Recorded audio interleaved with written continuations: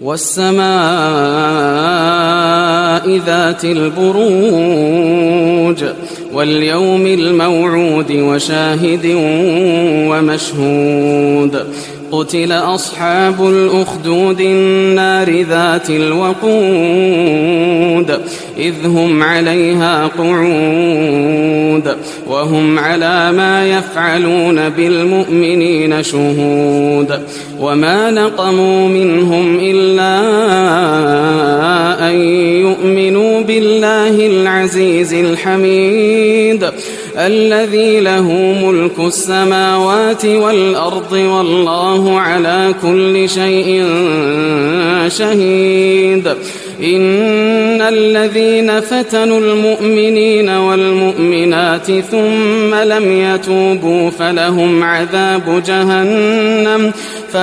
عذاب جهنم ولهم عذاب الحريق إن الذين آمنوا وعملوا الصالحات لهم جنات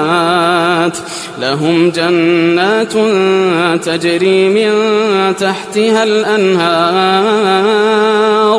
ذلك الفوز الكبير إن بطش ربك لشديد إنه هو يبدئ ويعيد وهو الغفور الودود ذو العرش المجيد فعال لما يريد هل أتاك حديث الجنود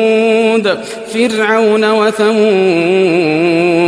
بل الذين كفروا في تكذيب والله من ورائهم